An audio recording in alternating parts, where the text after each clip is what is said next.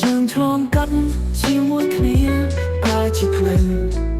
អ្នកដើរលើផ្លូវក្រហមមានការខ្ញុំដើរទៅដី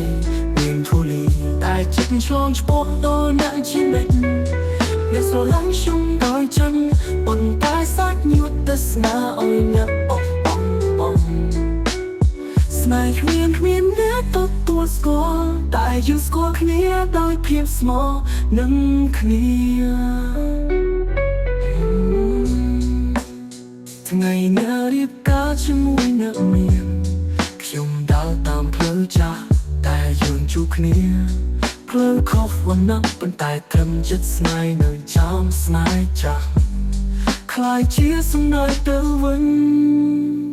ផ្លូវយើងឆ្លងកាត់ជាមួយគ្នាកាលជាភ្លើងអ្នកដើរលើផ្លូវក្រហមមានការខ្ញុំដើរទៅដីមានធូលីតែចិត្តឆ្លងឆ្ពោះដល់អ្នកជានិច្ច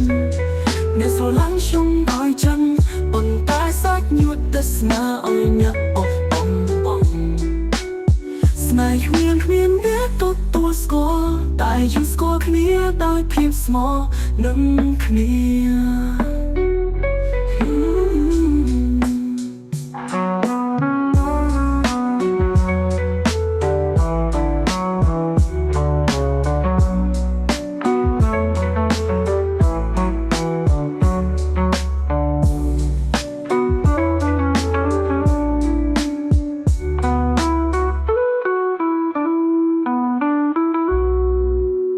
ថ្ងៃនេះរៀបការជាមួយអ្នកមានខ្ញុំដើរតាមផ្លូវចាស់តែយើងជួបគ្នាផ្លូវខុសវណ្ណៈប៉ុន្តែត្រឹមចិត្តស្នេហ៍នៅចាំស្នេហ៍ចាស់ខ្លាយជាសំណើទៅវិញឃើញយើងឆ្លងកាត់ជាមួយគ្នាតែជាភ្លើង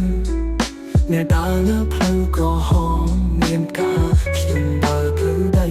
មានធូលីតែចិត្តឆ្លងឆ្ពោះដល់អ្នកជានិច្ចអ្នកស្រឡាញ់ខ្ញុំដោយចឹងប៉ុន្តែសាច់ញាតិទស្សនាឲ្យអ្នកអបបងថ្ងៃនេះរៀបការជាមួយអ្នកមាន